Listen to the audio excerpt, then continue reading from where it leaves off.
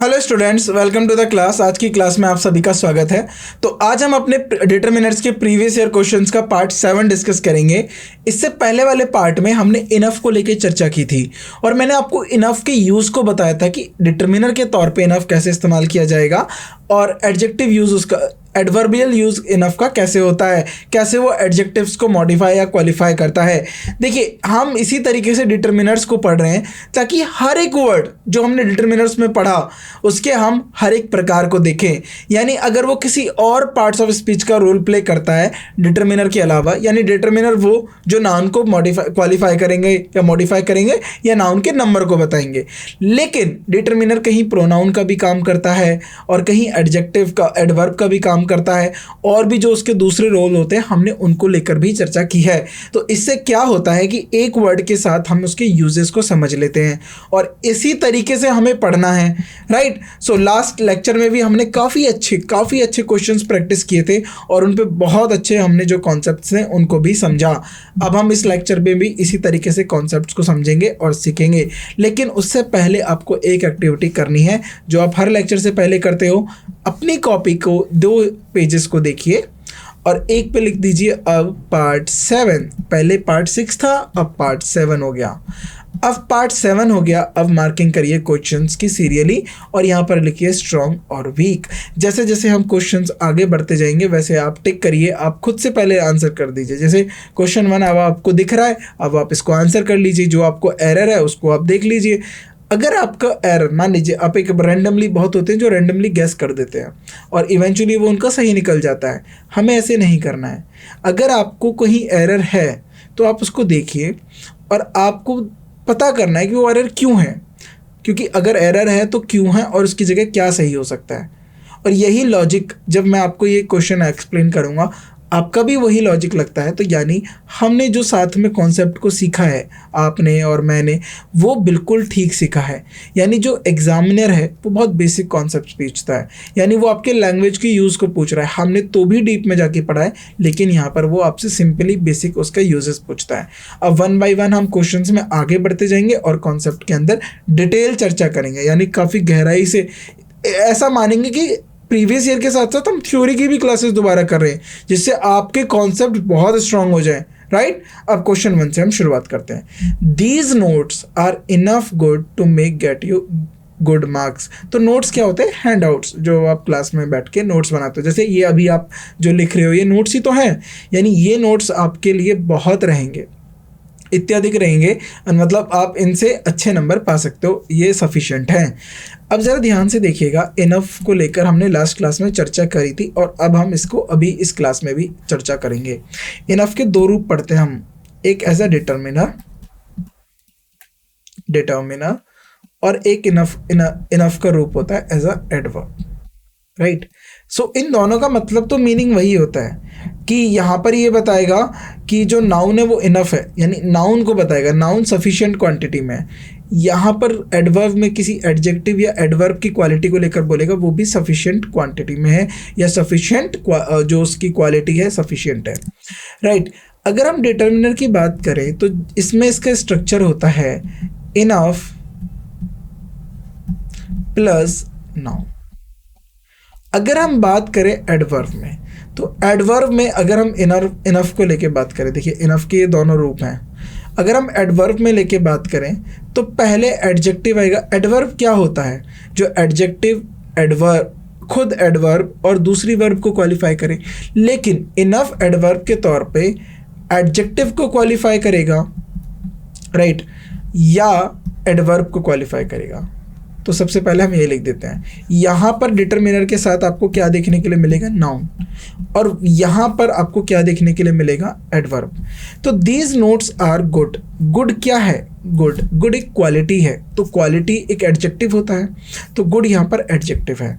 अगर हम उसको एडजेक्टिव के साथ देखें तो क्या स्ट्रक्चर होगा? इनफ की पोजीशन क्या होगी? पहले होगी, बाद में होगी।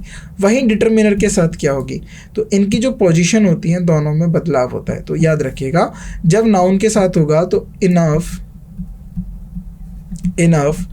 प्लस नाउन रखा जाएगा और यही एडजेक्टिव या एडवर्ब के बाद में इन सब के बाद में इनफ को रखा जाएगा। राइट, अब हम अपने क्वेश्चन पर लौट के आते हैं कि ये जो नोट्स हैं ये इतने इनफ हैं, यानी इतने सफिशिएंट है या इतने अच्छे हैं कि आप इनसे अच्छे मार्क्स ला सकते हो। तो ये जो गुड की जो बात कर रहे हो ये एक एडजेक्टिव है। अगर एडजेक्टिव है तो क्या इनफ पहले आएगा? बिल्कुल नहीं, तो बी पार्ट में एरर है। तो यहाँ पर होगा good enough. Right, so these notes are good enough to get you, आपको ला सकें, आप ला सकें, to get you good marks. Right, adjective. तो ये जो इनफ है ये यहाँ पर आके लगेगा, इधर आके लगेगा, इन दोनों के बीच में, गुड और टू के बीच में, good enough to get. Right, so B part में एरर है, इसको हम ठीक करेंगे। अब आगे बढ़ते हैं। We have no less than 1000 students in our college. अब लेस का यूज देख लीजिए, less, not lesser than, not less than, not more than. अब ये जो है ना लेसर देन, लेस, इसको हम डिग्री ऑफ कंपैरेटिव्स में भी बात करेंगे, लेकिन यहाँ चर्चा हो गई है तो इसको लेकर भी हम बात करते हैं क्योंकि फ्यूवर की बात आ गई है। अब ज़रा ध्यान से देखिएगा, we have not less than, we have no less than. अब बात हो रही है कि we have no less than 1000, यानी हमारे कॉलेज में 1000 से कम बच्चे नहीं हैं। We have not less than 1000 students in our college. Same word था, सेम बात को उन्होंने उसी में लिख दिया है, तो ए कहो या नो इम्प्रूवमेंट कहो, दोनों बात ठीक हो जाएंगी। लेकिन अगर हम इसमें थोड़ा सा चेंज कर लेते हैं, यहाँ पर एस हटा देंगे। We have not less than 1000 student in our college. We have no less than. अब देखिए ज़रा ध्यान से, नो लेस देन होगा, अब ये अलग है, डिफरेंट है। We have not less than 1000, so not लगा है यहाँ पर। We have no less than, 1000 के आगे ए हटा दिया, अब यहाँ पर 1000 स्टूडेंट्स लिख दिया।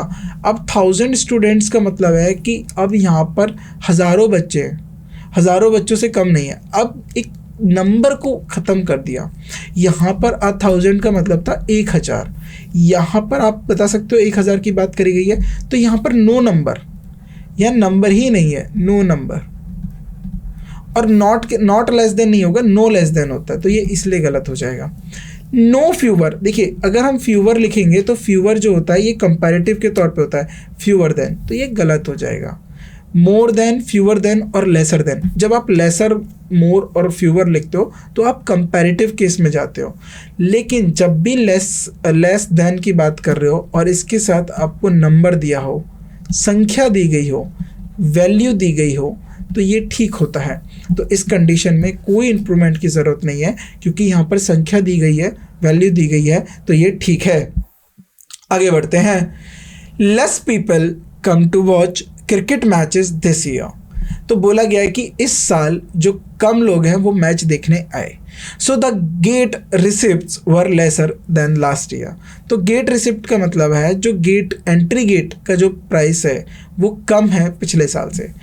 अब ज़रा मेरे को यहाँ पर आप एक बात को ध्यान से देख के बताइए, यहाँ पर लेस पीपल की बात करेंगे, less people come to visit. इस साल कम लोग आए, इस साल बोला गया। अब अगली साल तो बोलेंगे नहीं कि अगले साल के तुलना में इस साल कम आए, नहीं, कंपेयर किया गया है लास्ट ईयर से, तो लास्ट ईयर की तुलना में इस साल कम लोग आए। तो यहाँ पर किसकी बात हो रही है? कंपैरिजन की बात हो रही है। कंपेयर किया जा रहा है, ना कि बताया जा रहा है, कंपेयर किया जा रहा है पिछले साल और इस साल से। कैसे कंपेयर किया जा रहा है, हमें कहाँ से पता चला? उन्होंने आगे स्टेटमेंट दिया, इसीलिए the gate receipts were lesser than. जो गेट की रिसिप्ट थी वो कम थी, वर लेसर। मैंने बताया था ना आपको, लेसर, फ्यूअर, मोर आप कंपैरिजन के तौर पे यूज़ करोगे, वर लेसर देन लास्ट ईयर। तो अब यहाँ पर लेस नहीं आएगा। लेस तब आता है जब आप एक वैल्यू या नंबर देते हो। याद रखिएगा, लेस तब आएगा जब आप वैल्यू या नंबर दोगे। Less than 1000, less than a KG, less than a kilo, less than a dozen, right, जब आप नंबर देते हो। लेकिन जब आप कंपेयर करते हो तो आप लेसर देन का इस्तेमाल कर सकते हो। लेकिन अब हम देखते हैं ऑप्शंस। तो जाहिर सी बात है ये तो गलत है, ये गलत है। अगर ये गलत है तो नो इम्प्रूवमेंट तो गलत हो जाएगा। लॉट ऑफ पीपल, अब जाहिर सी बात है कॉन्ट्राडिक्टरी हो गया कि lot of people come to watch, अब lot of people came to watch cricket matches this year, इस साल बहुत सारे हैं। अ लॉट तो होता नहीं है, लॉट्स होगा या अलॉट होगा।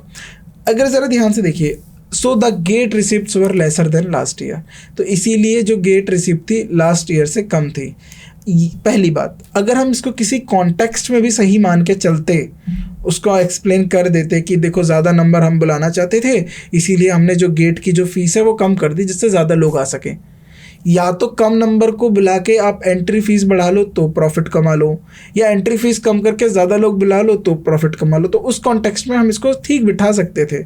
लेकिन अ लॉट होता है या फिर लॉट्स ऑफ होता है, ये गलत हो जाएगा। तो जब भी आपको इस तरीके से स्ट्रक्चर लिखना हो तो अ लॉट या फिर लॉट्स ऑफ, ये होता है। तो इससे ये गलत हो गया। Many people came to watch cricket matches this year, right. Many people, अब वही बात हो गया, मैनी और फ्यूअर।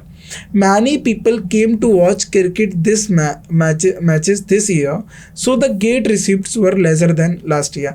यहाँ तक अगर ये स्टेटमेंट होती तो मैनी चल जाता, क्योंकि मैनी पीपल केम यानी बहुत सारे लोग आए इस साल क्रिकेट देखने। लेकिन अगर आगे के स्टेटमेंट को देखो तो आपके पास एक ऑप्शन और मिलता है बी। इसीलिए कहते हैं कि आप इंग्लिश, ऐसा नहीं है कि इंग्लिश में कोई दिमाग नहीं लगना है, आपको रूल्स याद है लिख दो, नहीं, ऑप्शंस के साथ भी जाना होगा। अब जो दूसरा ऑप्शन में फ्यूअर दिया हुआ है, ये क्यों दिया हुआ है? ताकि आप बता सको, कंपेयर कर सको, क्योंकि कंपैरिजन की बात हो रही है। अगर आप मैनी के साथ चले गए तो फ्यूअर का तो यूज़ ही नहीं हुआ। अब एग्जामिनर बोला कि मैंने तो आपको ऑप्शन फ्यूअर दिया था कंपैरिजन करने के लिए, आपने क्यों नहीं यूज़ करा? इसीलिए सबसे अच्छा आंसर होगा फ्यूअर। तो कम लोग आए, fewer people came to watch cricket matches this year, so the gate receipts were lesser than last year, right? तो कम लोग आ रहे थे, उन्होंने और रिसिप्ट को कम करा ताकि लोग बढ़ सकें, right? So B is the right answer. Question number 4, luckily we have got the few minutes to spare. अब देखिए, पॉजिटिव सेंटेंस है। अब ये एक पॉजिटिव सेंटेंस है कि किस्मत से हमारे पास कुछ समय है। फ्यू मिनट्स का मतलब होता है कुछ समय है, टू स्पेयर मतलब साथ बिताने के लिए।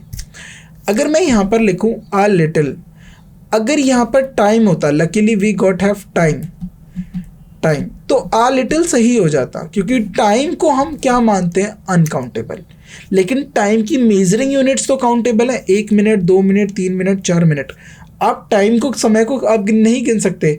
आप जिसमें समय गिनते हो, आप जिसमें समय को डिवाइड करके रखते हो मिनट्स के अंदर, आवर्स के अंदर और डेज़ के अंदर, आप उन्हें गिन सकते हो। बट आप एक टाइम फ्रेम, एक पूरा एक टाइम जो है, यहाँ से एक लाइन है पूरी इस तरीके से जा रही है और हमने इसको डिवाइड कर दिया। ये देखिए, ये एक ईयर हो गया, ये मंथ हो गया, ये वीक हो गया, ये डे हो गया और इससे छोटा आर हो गया। तो ऐसे टाइम का जो है हमने टाइम को विभाजित किया, डिवाइड किया है।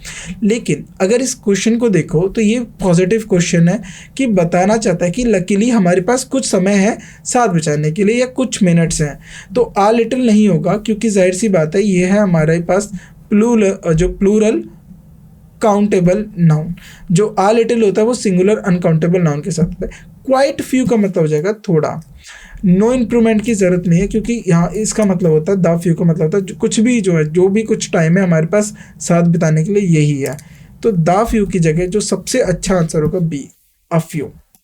Luckily we have enough time या some time, some minutes, right, some number of minutes या number of minutes to spare, right, a few होगा। तो ये हमारा कॉन्सेप्ट कहाँ से था? फ्यू से, अ फ्यू से। तो जाहिर सी बात है, आपको देखने से ही पता चल रहा है कि ये थ्योरी के कुछ लास्ट कॉन्सेप्ट्स को लेकर बात की जा रही है। बिल्कुल, ये थ्योरी के कुछ लास्ट कॉन्सेप्ट्स की बात की जा रही है। इसके बाद कुछ और लेक्चर्स होंगे, देन उसके बाद हमारा जो ये डिटर्मिनर्स है समाप्त हो जाएगा। अब हम आगे के क्वेश्चन के ऊपर चर्चा करते हैं। विल यू लैंड, लैंड का मतलब होता है बोरो, उधार करना, उधार पैसे देना।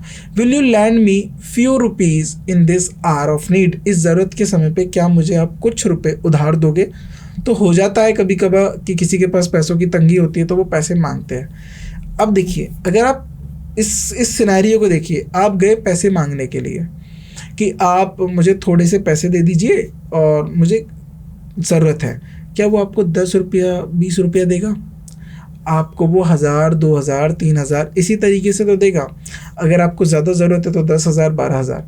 अब 10,000 12,000 के सामने 1 रुपया 2 रुपया 10 रुपया 100 रुपया भी रखिए 10,000 के सामने, वो क्या लगेगा कि ना के बराबर दिया है, ना के बराबर। लेकिन आपको चलो 15,000 की ज़रूरत थी, उसने 10,000 दे दी, यानी उसने कुछ अच्छा अमाउंट दिया है।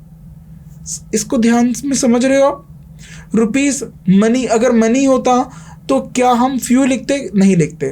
तो पहले ये देख लीजिए, रुपी क्या होता है? रुपी करेंसी है जिसमें पैसे मनी को तोला जाता है, जिसमें मनी को तोला जाता है।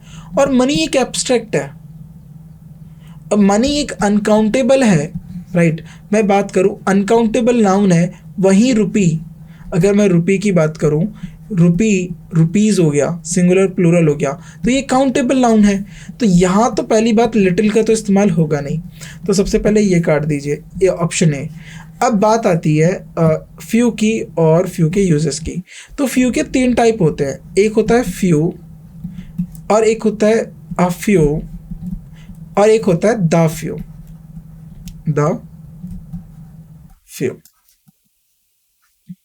राइट।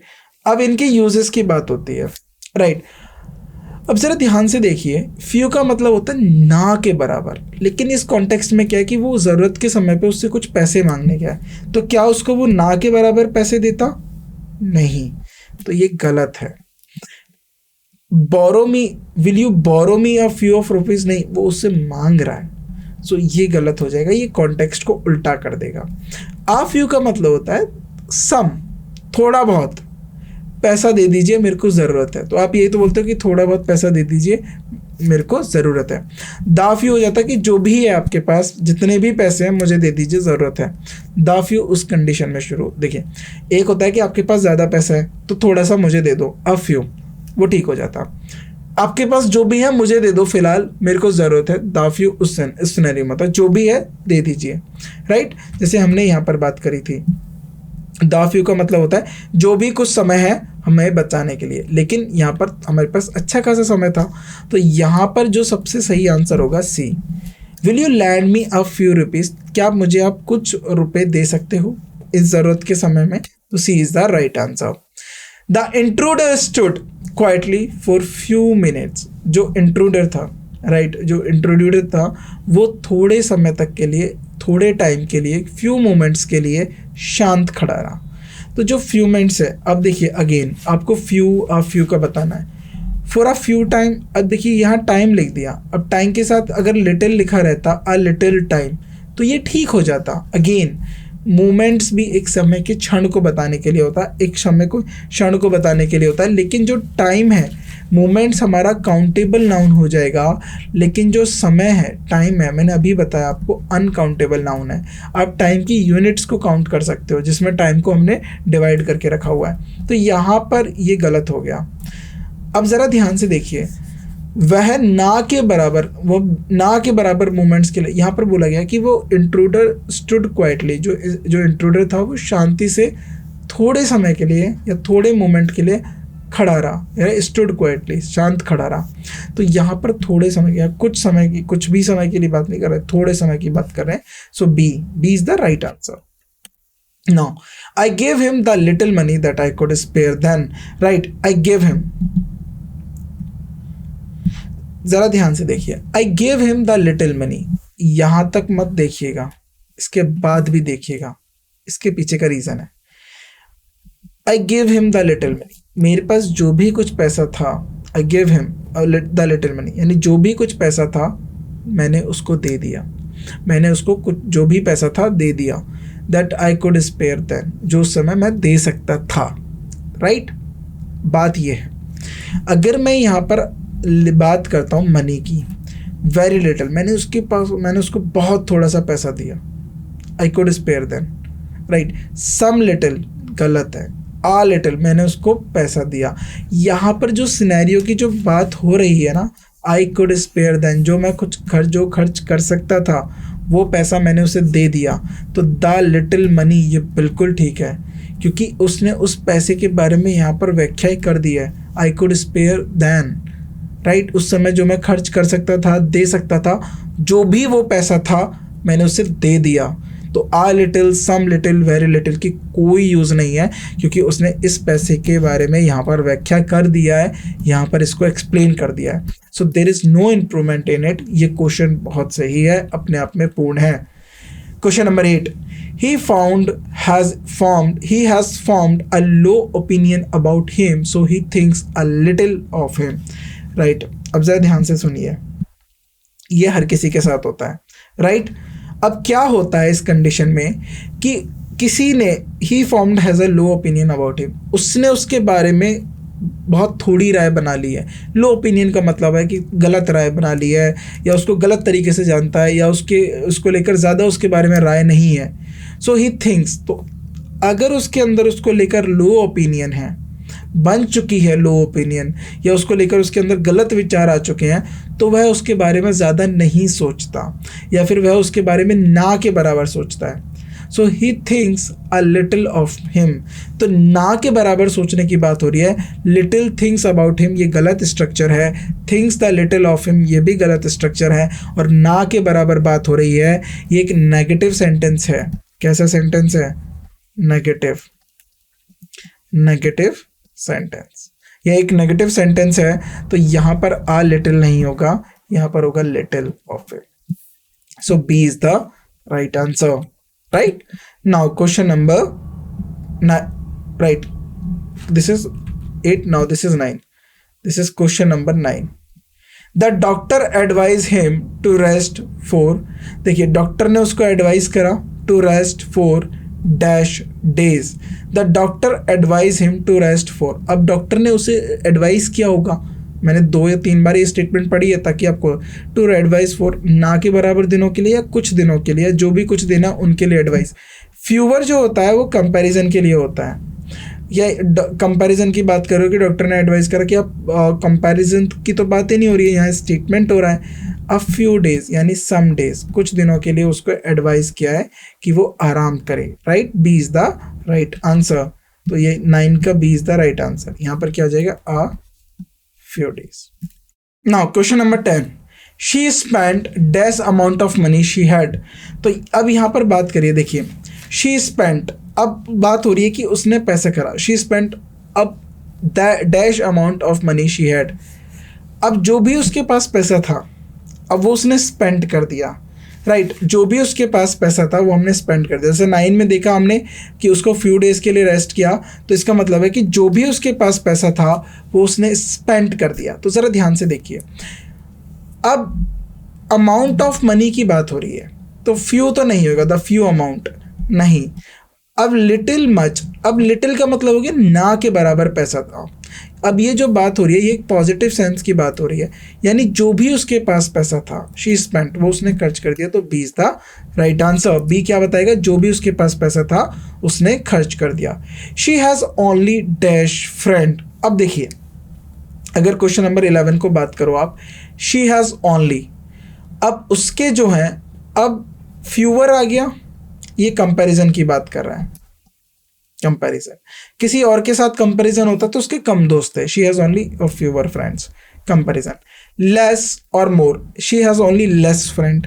ओनली लेस नहीं होता, शी हैज़ लेस फ्रेंड्स होता। She has only more friends नहीं होता।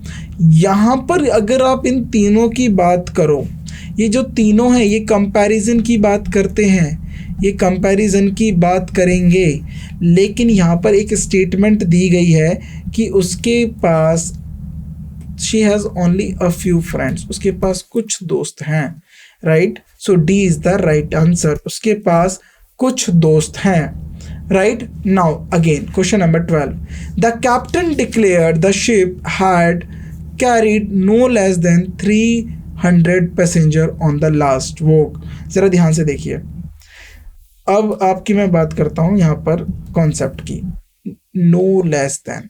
अब एक लेसर देन होता है, लेसर देन, ये आप करते हो कंपैरिजन में।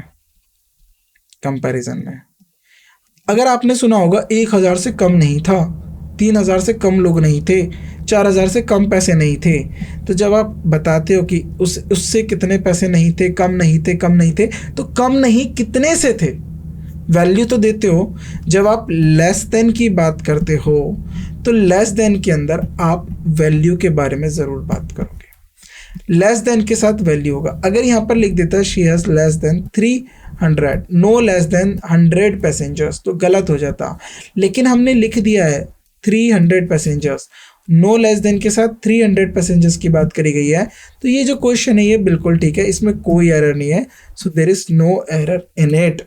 Now question number 13, the number of serious students in this class is lesser than the ट्रॉन्स द लास्ट वोग। अब देखिए, अब पूछा गया है कि जो the number of serious students, जो नंबर है सीरियस स्टूडेंट का, राइट, वो कम है, इज इन दिस क्लास, जो इस क्लास में सीरियस स्टूडेंट हैं उनका नंबर कम है देन द ट्रॉन्स द लास्ट वीक। तो यानी जो पिछले साल थे उनके कंपैरिजन में इस साल जो नंबर है वो कम है, राइट। सो इसको आपको ध्यान से देखना है, राइट। अब जरा ध्यान से देखिए, यहां पर आएगा फ्यूअर, इज फ्यूअर। आप जब भी बात करोगे नंबर की तो आप फ्यूअर की बात करोगे, लेसर की जगह fewer. Now question number 14, few books I had kept for you have been stolen। इसका मतलब है ना के बराबर मैंने किताबें रखी हुई थी, राइट। मैंने जो आपके लिए किताबें ना के बराबर रखी गई थी जो कि चोरी हो गई। ना के बराबर या कुछ किताबों की बात हो रही है, कुछ किताबों की बात हो रही है। देखिए बहुत क्वेश्चन आए आ फ्यू पे और द फ्यू पे, तो इनको अच्छे से प्रैक्टिस कर लीजिएगा। तो यहाँ पर एरर है, यहाँ पर फ्यू नहीं होगा, आ फ्यू होगा, a few, right. A few books I had kept for you have been stolen, right. So A part में एरर है, इसको आप ठीक करेंगे। Question number 15, no less than 50 students come for the hunger strike. तो अब देखिए इत्तफाकी कह लीजिए, जो भी लेस देन का क्वेश्चन आया उसको एग्जामिनर ने वैल्यू दे के ही भेजा है। अब क्योंकि नो लेस देन की बात हो गई है और 50 स्टूडेंट्स हमें ऑलरेडी गिवन है, तो जाहिर सी बात है इसमें कोई एरर नहीं होगी, no error in it, right.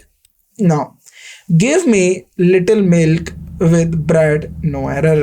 अब जरा ध्यान से देखिए, ब्रेड को लेके आप मुझे बताइए कैसा नाउन है, मिल्क और ब्रेड। तो जो मिल्क होता है ना, ये तो सबको पता होगा, अनकाउंटेबल नाउन होता है, अनकाउंटेबल नाउन होता है, तो इसके लिए हम लिटिल का ही इस्तेमाल करेंगे। लेकिन ब्रेड कैसा नाउन होता है? देखो मैं आपको बताता हूँ, जो आप मार्केट से ब्रेड लेके आते हो वो पीसेस ऑफ ब्रेड होते हैं, यानी वो 24 पीसेस होंगे, 15 पीसेस होंगे, 20 पीसेस होंगे, 30 पीसेस होंगे। These are pieces of bread. Bread क्या होता है, देखिए अब ये एक ब्रेड हम मटेरियल को एक्चुअली बोला करते हैं। तो एक इस तरीके के राइट सैचेस होते हैं जिसको हम बोलते हैं साचा हिंदी में। इस तरीके का एक होता है स्टील का, उसके अंदर, उस साचे के अंदर मैदा को भर दिया जाता है और उसके बाद बेक कर दिया जाता है। तो उसके बाद इस साचे के शेप में जो ब्रेड निकल के आता है उसको बोलते हैं लोफ ऑफ ब्रेड, यानी ब्रेड का टुकड़ा या लोफ, राइट, जो उस साइज में निकला जाता है। देन उसके बाद उसको स्लाइसेस कर दिया जाता है, तो हम स्लाइसेस ऑफ ब्रेड कह सकते हैं, पीसेस ऑफ ब्रेड कह सकते हैं, राइट। लेकिन जो ब्रेड होता है ना, ये अनकाउंटेबल नाउन होता है। ब्रेड क्या होता है, अनकाउंटेबल नाउन होता है। तो आप ब्रेड का ब्रेड्स मत करिएगा, bread is uncountable noun. So give me little milk with bread. तो अब क्या कह रहा है कि मेरे को ना के बराबर दूध दीजिए, ना के ब्रेड के साथ। अब ज़रा ध्यान से देखिए, यहाँ पर वो कुछ दूध मांग रहा है ना, कुछ सर्टेन अमाउंट ऑफ मिल्क मांग रहा है। तो देखिए ये तो नेगेटिव सेंटेंस में यूज़ होता है जब हम ना के बराबर की बात करते हैं, लेकिन यहाँ पर कुछ अमाउंट ऑफ मिल्क उसने मांगा है, तो ना के बराबर नहीं, कुछ अमाउंट ऑफ मिल्क मांगा है, तो बी पार्ट में एरर है, अ लिटिल। क्या लिखेंगे, अ लिटिल, कुछ तो दूध देना है उसे, right. Very good. Next question, a few works of reference are so valuable as then encyclopaedia Britannica, right. अब देखिए अ फ्यू वर्क्स, राइट, जो कुछ काम है, of reference are so valuable, जो कुछ रेफरेंस के तौर पे या फिर बात करेंगे तो वर्क्स नहीं होना चाहिए, यहाँ फिर वर्ड्स होना चाहिए। A few words of reference are so valuable as the Encyclopaedia Britannica पीडिया। अगर देखिए वर्क की बात कर रहे हो तो यहाँ पर कहने के जा रहे हैं कि कुछ ऐसे काम हैं, right, a few works of reference are so valuable, जैसे कि इंसाइक्लोपीडिया ब्रिटानिका की। ऐसे जो कुछ काम है जो कि बहुत ज़्यादा वैल्यूएबल हैं। यहाँ पर वो जो बात कर रहा है ना, वो बहुत ना के बराबर की बात कर रहा है, राइट। सो ऐसे बहुत कम काम है जो वैल्यूएबल हो, जैसे इंसाइक्लोपीडिया है ब्रिटानिका की, बहुत ज़्यादा नहीं है या बहुत ना के बराबर है। तो उसका जो स्ट्रेस है वो इस बात पे देने के लिए कि जो इन्फॉर्मेशन, जो वैल्यू आपको इंसाइक्लोपीडिया से मिलती है, ऐसे बहुत कम काम है, राइट। सो ए पार्ट में एरर है, इसको आप ठीक करेंगे। तो ये जो एरर थी बड़ा डिफिकल्ट था, जब इसने एसएससी ने इसको आंसर शीट दिया तो वहाँ पर उसको एक्सप्लेन करा कि वो क्या पूछना चाह रहा है। इन स्पाइट ऑफ दिल्ली बंद, दिल्ली बंद का मतलब है ये न्यूज़पेपर से कोई आर्टिकल ले लिया होगा, वहीं से क्वेश्चन बना दिया कि दिल्ली बंद होने के बावजूद भी few students attend there classes yesterday, कुछ बच्चों ने अपनी क्लासेस अटेंड करी। तो ना के बराबर बच्चों ने या कुछ बच्चों ने, तो यहाँ पर जो इस पूरे सेंटेंस को बताया जा रहा है ना, एक पॉजिटिव वे में बताया जा रहा है कि बंद होने के बावजूद भी, सारी चीज़ें बंद होने के बावजूद भी कुछ बच्चे आए और उन्होंने अपनी क्लास को अटेंड किया। सो कुछ बच्चे आए जिन्होंने अपनी क्लास को अटेंड किया। सो अ फ्यू स्टूडेंट्स, यानी कुछ बच्चे आए जिन्होंने अपनी क्लास को अटेंड किया। The soil was moist as there was little rain the day before. Moist का मतलब होता है गीली और ड्राई का मतलब होता है सूखा। तो यहाँ बोला गया कि जो मिट्टी है वो गीली थी, as because there was little rain. अब थोड़ी बारिश हुई थी, यानी अब देखिए लिटिल मतलब ना के बराबर जो है बारिश हुई थी, तो मिट्टी अगले दिन तक तो गीली रहती नहीं। जब ठीक ठाक अमाउंट में बारिश हुई होगी, राइट, तभी तो मिट्टी गीली होगी। तो आ लिटिल नहीं है, ये पॉजिटिव सेंटेंस है, ये एक पॉजिटिव सेंटेंस है कि बता रहा है कि बारिश हुई थी कल, थोड़ी बहुत बारिश हुई थी, ना के बराबर नहीं, थोड़ी बहुत बारिश हुई थी। So a little rain, right. Rain जो है हमारा अनकाउंटेबल नाउन की तरफ है, तो इसलिए हम आ लिटिल यूज करेंगे। Last question, though its gloss can fool few unwary customers, it would not be difficult for clever ones to जज its real worth, right. Though its gloss can fool few नहीं, few unwary customers नहीं होगा, a few unwary customers, it would not be difficult for the clever ones to judge its real worth, right? So B part में error, इसको ठीक करेंगे। तो यहाँ पर जो क्वेश्चन थे फ्यू को लेकर थे, लेसर को लेकर थे। इसके बाद थोड़े बहुत जो क्वेश्चन बचते हैं वो हमारे लास्ट टॉपिक्स के क्वेश्चन बचेंगे, जिसमें हम डेमोन्स्ट्रेटिव और वेरियस और जो हम दूसरे टाइप वैरायटी, वेरियस और इन सब के डिटर्मिनर्स को लेकर हमने थ्योरी के अंदर चर्चा की है।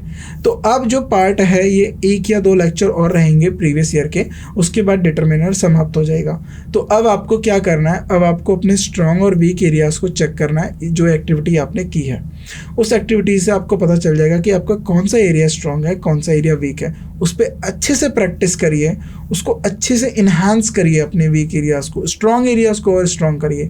देन उसके बाद आपको बहुत मज़ा आएगा इंग्लिश को पढ़ने में, क्योंकि आपको डिटर्मिनर्स का यूज़ समझ में आ जाएगा।